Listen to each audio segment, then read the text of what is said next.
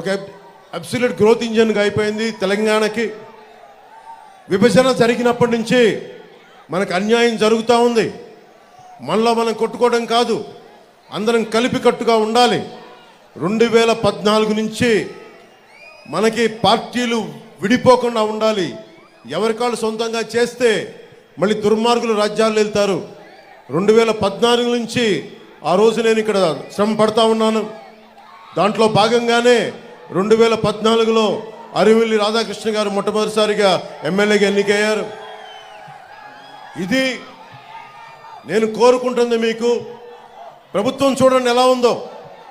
Polavaram project అయ్యిందని అడిగితే ఆ పోలవరం ప్రాజెక్ట్ ఇరిగేషన్ ముఖ్యమంత్రి డ్యాన్సులు చేస్తూ ఉన్నాడు.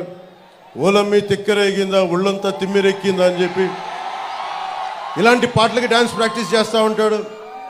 రీహాబిలిటేషన్ ఏమైంది, పునరావాసం కల్పించారా లేదా అంటే అబ్బని తెయ్యని దబ్బా ఎంత కమ్మగా ఉందరా అబ్బా అని చెప్పి అతను దాని మీద డ్యాన్స్ ప్రాక్టీసులు చేస్తూ ఉంటాడు. మనకి మంత్రులు బూతులు తిట్టేవాళ్ళు, ఇక్కడ మంత్రిలాగా దాడులు చేసేవాళ్ళు, డ్యాన్సులు చేసేవాళ్ళు వైసీపీ క్యాబినెట్లో ఉన్నారు. ఇంతమంది ఈరోజు నేను మీకోసం చప్పట్లు కొట్టించుకోవడానికి రాలేదు. మీకోసం మేమందరం నిలబడడానికి వచ్చాం. ఇక్కడికి తగ్గాం మేము. చంద్రబాబు గారు తగ్గారు. ఒక బలమైన వ్యవస్థాపక బలం ఉండి కూడా ఆయన తగ్గారు. ముఖ్యంగా నేను ఇక్కడ తణుకు నియోజకవర్గం జనసేన అభ్యర్థిని ప్రకటించిన తర్వాత కూడా నేను తగ్గాల్సి వచ్చింది. ఎందుకు తగ్గాల్సి వచ్చింది అంటే ఇన్ని స్థానాలు గెలవాలి, ఓటు చీలిపోకూడదు.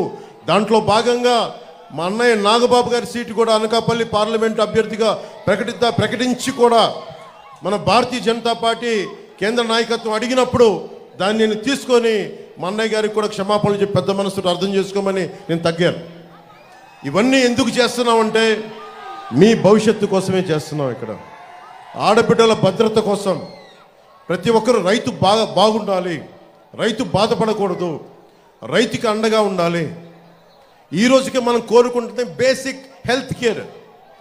ఇక్కడ మనకి జిల్లాగా ఏర్పడిన తర్వాత హాస్పిటల్ ఏర్పాటు చేశారు. హాస్పిటల్ ఈ రోజుకి రోగి తిండి ఖర్చులకి 2 కోట్ల రూపాయలు ఇంకా బకాయిలు ఉన్నాయి. బకాయిలు తీర్చలేదు.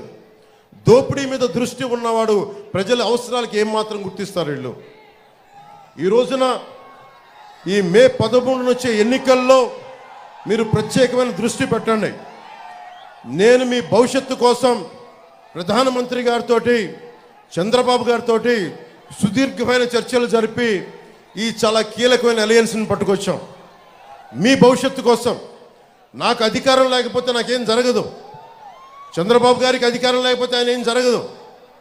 కానీ మీ భవిష్యత్తు, ఒక రైతుకి ధాన్యం మొలకలు పోతే మొత్తం కుటుంబం బాధపడిపోద్ది, తుడిచిపెట్టుకుపోద్ది, ఆర్థిక వ్యవస్థ చిన్నాభిన్నం అయిపోద్ది.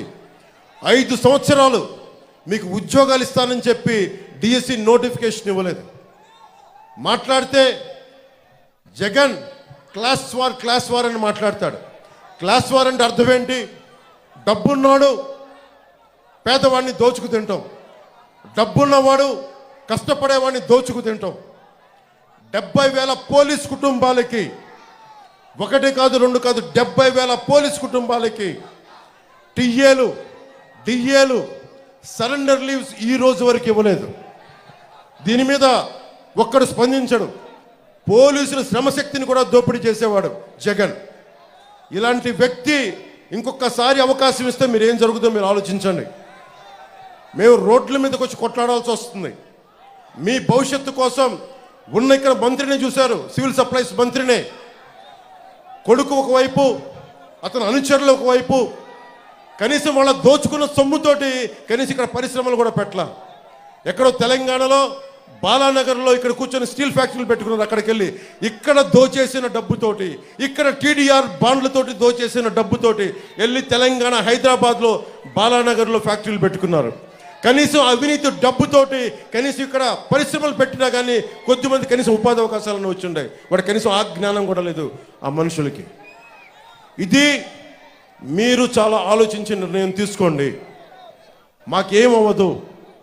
ఆయన చాలా గుండె దిట్టి ఉన్న నాయకుడు. ఆయన జగన్ అకారణంగా ఆయన జైల్లో పెడితే నేను వెళ్ళి చూస్తే ఆయన ఏం బెసగల బెదర్ల బలంగా నిలబడి ఉన్నాడు. ఆయన దేనికి బెదిరే వ్యక్తి కాదు ఆయన. కానీ నాకు అనిపించింది, ఏదైతే మాట ఇచ్చానో 2021లో వైసీపీ వ్యతిరేక ఓటు చీలకూడదని చెప్పి నేను పదే పదే చెప్పాను. అదే మాట మీద కేంద్ర నాయకత్వానికి తెలియజేశాను. నేను తగ్గాను. నన్ను కావాలంటే విమర్శించారు. ఎందుకు నిలబడ్డానంటే ఆంధ్రప్రదేశ్ యువత, ఆంధ్రప్రదేశ్ భవిష్యత్తు పాడవకుండా ఉండాలంటే నేను ఒక పిసరు తగ్గితే నేనేం తగ్గిపోను. ఎక్కడ నెగ్గాలో కాదు, ఎక్కడ తగ్గాలో తెలియాలి. దేనికి తగ్గాను నేను? ఇక్కడ అభ్యర్థిని అనౌన్స్ చేసిన తర్వాత కూడా ఎందుకు తగ్గాల్సి వచ్చింది అంటే, మా వాళ్ళు ఒకళ్ళు తగ్గుతారు కానీ మీరు గెలుస్తారు, మీకు ఉపాధి అవకాశాలు వస్తాయి.